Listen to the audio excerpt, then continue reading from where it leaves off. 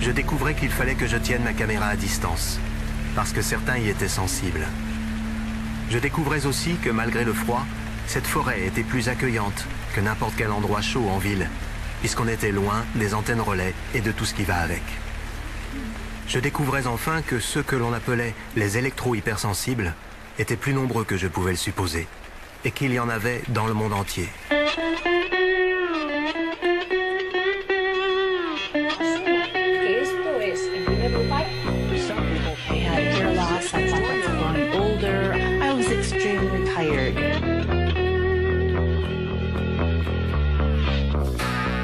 Je ne savais pas grand-chose de l'électro-hypersensibilité.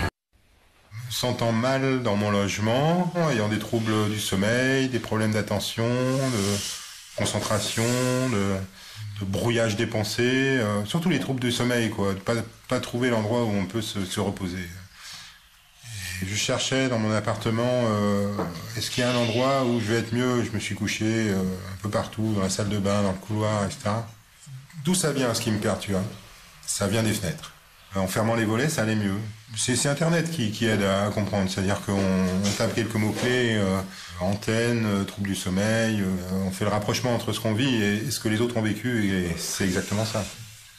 Par quel bout qu'on prenne les choses, on y arrive à cette évidence que la nature même du vivant a à voir avec l'électromagnétisme. C'est ontologique. C'est même pas une question.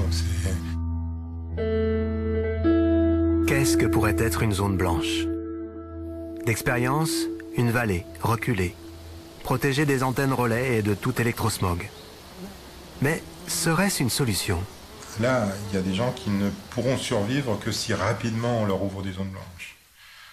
Il y a des personnes qui survivent dans des grottes, dans des caves, dans des forêts, qui vivent dehors, qui se couchent par terre. Bon, on est dans une situation d'urgence où il faudrait, si on voulait sauver un certain nombre de personnes, ouvrir très rapidement des zones blanches un peu partout.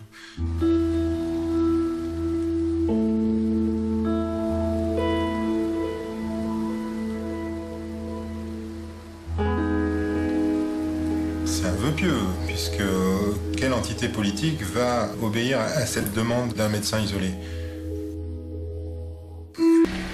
Je retrouve Bernard qui a enfin cru se dénicher une petite zone presque blanche.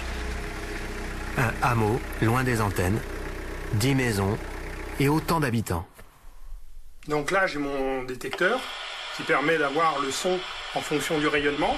Porte fermée, et quand j'ouvre la porte,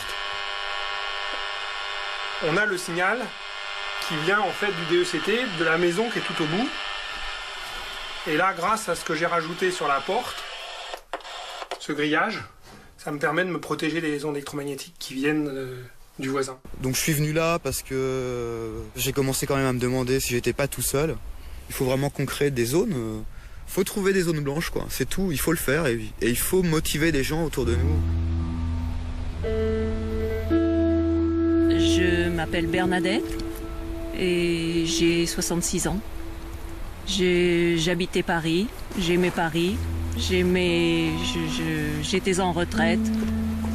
Néanmoins, je souffrais depuis plusieurs années de douleurs, contractures musculaires, brûlures, fourmillements, la tête très violemment, des acouphènes. J'avais aussi une immense fatigue. Une immense fatigue. Des maux de tête implacables et une dizaine d'autres symptômes. Puis-je dormir ou puis-je dormir? Parce qu'il faut dire que je suis sensible aux hautes fréquences et aux basses fréquences. Bernadette, à bout de force, doit fuir Paris une deuxième fois. On lui trouve un refuge plutôt radical, déjà habité par une autre femme électro-hypersensible. Une grotte dans la montagne. Là, la grotte, pourquoi rester dans une grotte? Pourquoi rester dans une grotte? Une grotte où il y fait très froid l'hiver, où il pleut, où ça ruisselle sans arrêt. Pourquoi la grotte? Parce que je ne peux pas revenir à Paris. Donc, je fonde beaucoup d'espoir sur l'acquisition d'une zone blanche.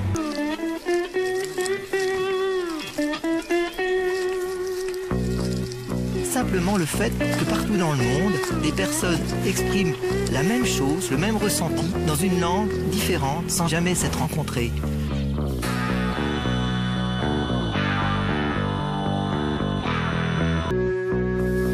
Je devais supporter des douleurs qui étaient insupportables. Enfants, nous avons supprimé le téléphone DECT et déconnecté de la box le Wi-Fi et ses fréquences de four à micro-ondes. Nous avons reconnecté notre ordinateur et le téléphone avec des fils. Car sans être HS, des scientifiques disaient qu'il pouvait y avoir des risques accrus de cancer ou de maladies neurodégénératives. Si la santé ne tient qu'à quelques fils, pourquoi s'en passer ?